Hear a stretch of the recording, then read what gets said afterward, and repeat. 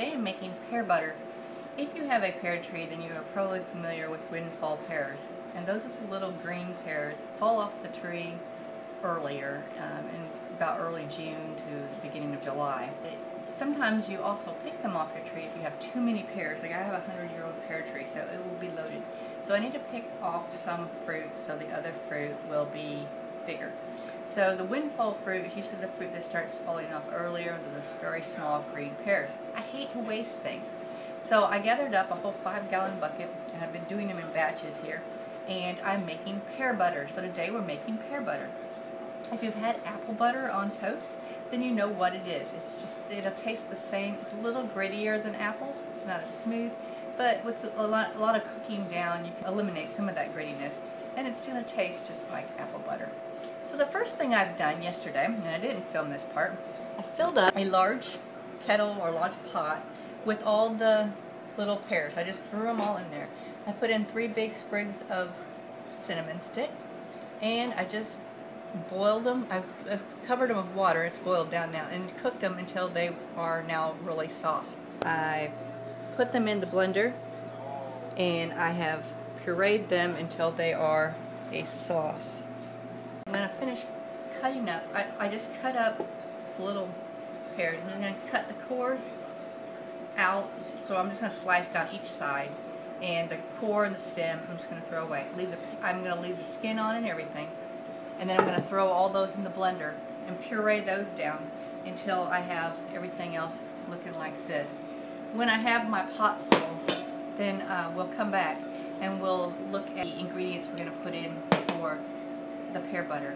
And I am going to be water bath canning this today, and I'm going to be using, I like the smaller jars, that way I don't have a big pint jar or quart jar full of it, and we can wipe out one of these in one breakfast. So I'm just going to cut straight down.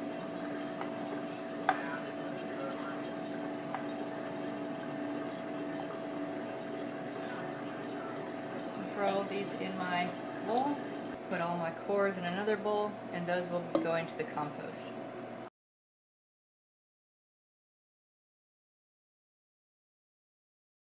Not entirely done adding my puree, but the COVID lockdown, so my husband is on a call and I can't run the blender right now. So I'm going to go ahead and add the other stuff, and then we'll add the rest of the puree on top of it. So you're going to need a cup to a cup and a half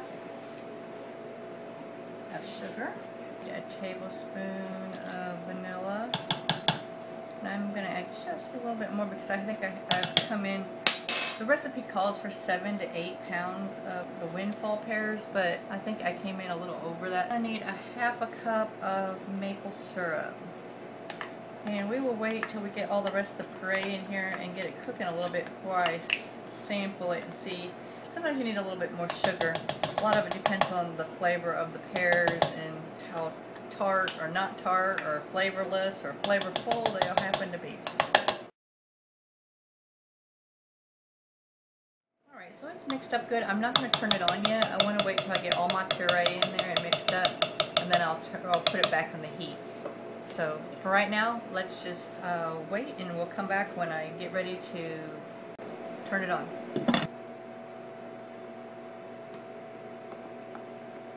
I've got all the puree in there, and I'm going to mix it up real good, and if I find any chunks, I did find one chunk that somehow managed to escape the blender, just remove that. I want it all creamy and smooth. Alright, and so now I'm going to put that on about a medium, and I'm going to let it cook until I start seeing some bubbles, and then I'll turn it to simmer, and we want it to get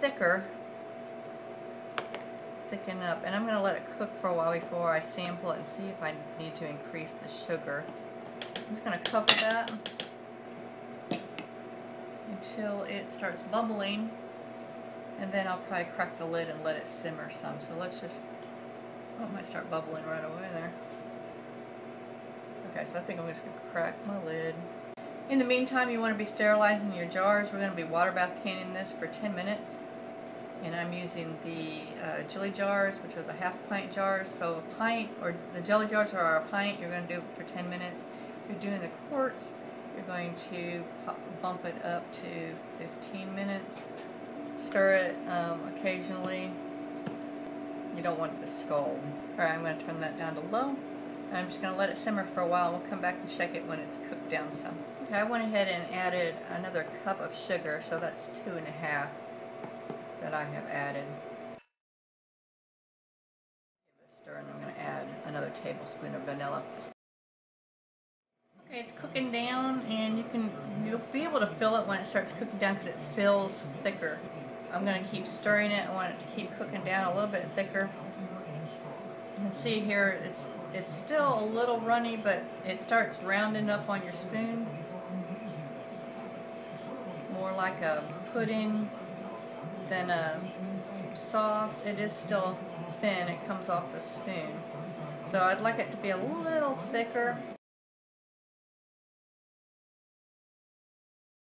Point, I'm going to turn on my water to get my jar lids warmed up, and I already have my first round of jars has been in the water bath canner all this time, so the water's bubbling in there. I've just had it on low, and same thing with my kettle. I'm going to keep stirring this for about 10 minutes, and we'll come back when I'm going to put it in the jars. Start putting it in my jars. I'm going to get my jars out. It took about 3 hours for it to cook down about 1 inch to 1.5 inches. So I have my kettle going so I can fill up any shortage of water. A towel to wipe my rims off. And I'm going to fill each jar, and I want to leave my 1/2 inch headspace.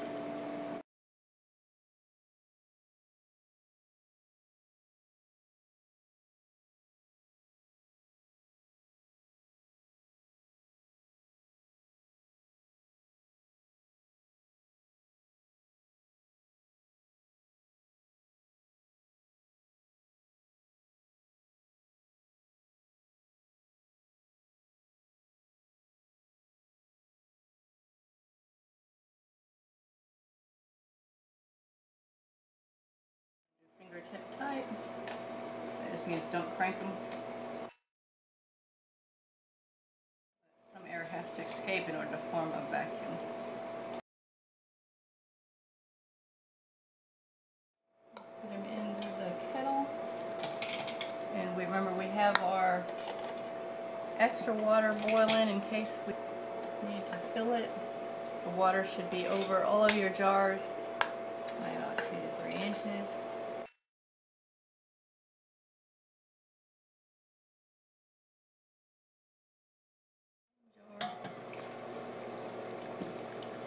I'm going to start turning up my kettle.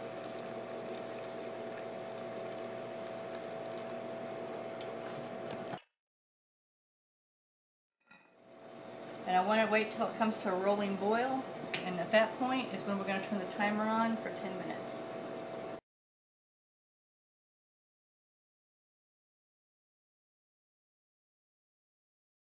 Have already popped, and that's awesome. That's what you want to hear.